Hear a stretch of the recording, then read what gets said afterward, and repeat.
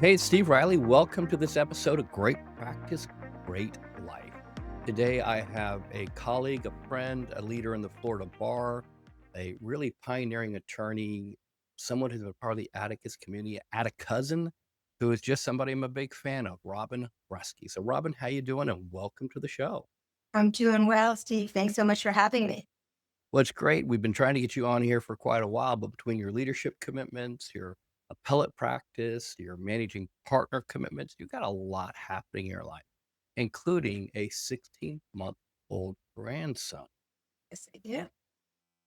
So you have a lot of things going on in life. So we appreciate you being here. Today's episode is really, you and I could talk for hours and hours, but I want to just talk for a few minutes so people can get a context about your practice. So let's talk about your practice and a little bit how you built your practice, and we'll go on, then we'll go further from there. Does that work for you? Works for me. All right. So talk to me. How did you start the practice? What do you do? Because you're very, very niched and unique. So I started my practice in 2000. And prior to that, I was at the state attorney's office. I was a prosecutor in Broward County. And at the time, my children were very young. And I decided I wanted to be able to have a little more time with them. I was leaving the house sometimes before they got up and coming home after they went to bed. And although I loved being a litigator and I got great experience during jury trials as a prosecutor, I had always wanted to do appellate law. When I was in law school, I externed at the Cook County State Attorney's Office doing appeals. And back then, it was the politically incorrect term. It was called the mommy division because there was a lot of women with children in the 90s working in that department because we were still litigating, but we weren't under trial pressure, all encompassing. We had the luxury of a lot of time to write briefs, and I did worked on a lot of criminal appeals. And being a broadcast journalist from undergrad, I really enjoyed writing, and I really enjoyed the technical parts of writing.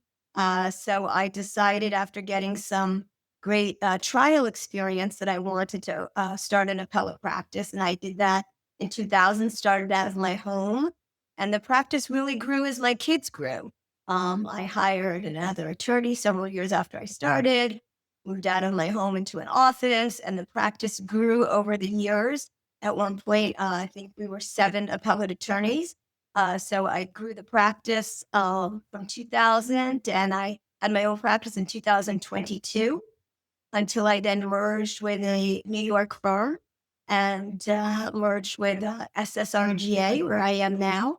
And I manage now the South Florida office, and they're based in New York. What was the inspiration for that? Is the cross between service and marketing? Well, what was the inspiration? So when I was president of the of FAL, Florida Association for Women Lawyers, I had an ex officio seat on the Florida bar, non-voting seat. And prior to me, there wasn't a huge involvement from that. And but I took it as an opportunity to really have a seat at the table. And I formed friendships with people that were serving on the bar and in a voting capacity, board of governors that were elected by their constituents. And I just decided I really enjoyed it. I enjoyed the work. I enjoyed being involved in the disciplinary process. And I decided that I wanted to put my hat in the ring, and I did that a number of years ago. Got elected, and I've continued to thankfully run without opposition every few years since that time. And so just been a great experience with great people, and it's afforded me amazing opportunities. We do a lot of things with the Florida Supreme Court, which is terrific for me being an appellate attorney, and we help a lot of people, I think, and we shed light on what the bar does and help people. We offer a lot of services for attorneys that assist them. Well, what have you learned specifically about the bar, like the inside? What do you learn? Like, hey, you wouldn't believe this, but this is one of the crazy things I learned about bar leadership. It's a huge time commitment. The people that do it, I think, for the most part, just really have their heart in it. and want the profession to be better, want to protect the profession, want to protect the public, want us to have a good name and really feel it's a noble endeavor. And so, and the staff is incredible. They're incredibly hardworking, and everybody always really tries to do the right thing. You don't know when you're not involved at it. You just think, "Ah, I got to pay my dues. It's something I have to do," because here in Florida, we're a mandatory bar and not that many states are not. So you have to pay dues in order to be able to continue to practice. So one may not really understand exactly what they do if you're not involved. If you need services, there's mental health services that are provided. There's practice advising services. There's all kinds of COEs you can get. There's all kinds of programs that we do and volunteering bar leadership that we do to help voluntary bars with their missions. So it's just a huge organization, and it's fantastic.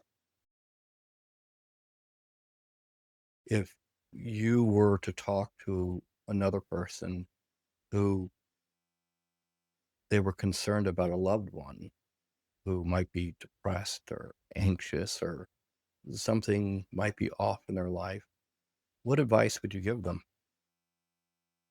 I would encourage them to ask the hard questions that are difficult to ask. You know, do you have suicidal thoughts?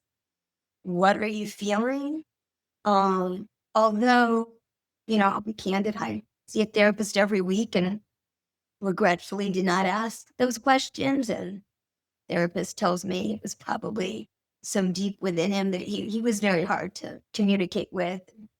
Just wanted to, and he spent time with myself and with myself and his dad. He um, just wanted to be with us and didn't really want to talk about things. And it was very obvious when we tried in the past. But I would still encourage people to ask those questions. But unfortunately, adults make their own decisions. And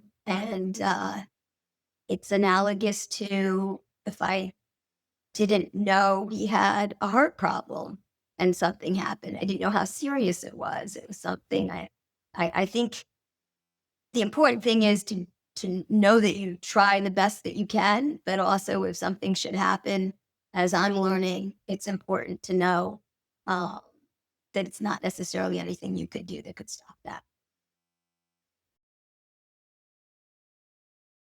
Is there anything the Atticus community or anyone else can do to help you as you continue down this road of what's next for you?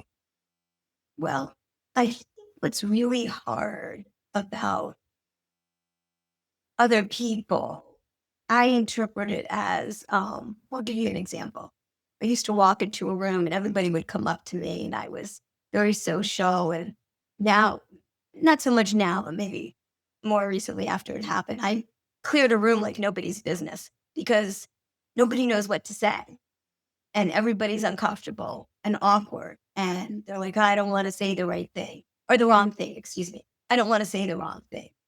There's really not a wrong thing to say, but offering condolences, asking how you're doing, you know, if you didn't know the person, my experience, and I can't speak for everybody, is I love to talk to people about my son, and I love it when they bring up good things that they remember. Some people say, I don't want to talk about it. I'll get her upset. No, it's always on their mind. So just be real and authentic and ask if you don't know what you could do. Say, hey, you know, I I want to ask you what's good, what you'd like to talk about. Just be real, and you don't have to run away. I would say don't run away from somebody that's going through that because they need friends and they need people and they need to know people care about them. That's difficult for you. I would imagine it's a double whammy because my experience of you is that you have always been in the midst of everything. Like if you go to a workshop or we're happy, you're in the middle of everything. And so I cannot imagine you clearing the room. So I totally get it. I mean, I totally get it. I But think I'm slowly getting back there. It's difficult because at the beginning, you're like, it's a stigma. What is everybody thinking about me? And you think about, you internalize things and think other people are thinking what you're thinking. Nobody's thinking what you're thinking. It's in your head. People are very concerned about themselves for the most part, and wrapped up in their situation. And so, I've learned a lot about myself. I've learned a lot about human nature, and it's been a horrible experience. Obviously, I feel like I'm everybody's worst nightmare. Certainly, my friends that are moms, but what's not helpful, although now it's okay. At the beginning, I had people reaching out to me. I have this child that's having this problem, and they wanted to tell you things that they didn't tell other people. That was difficult for me at the beginning, because I didn't really have the bandwidth to help anybody. But I think I'm getting.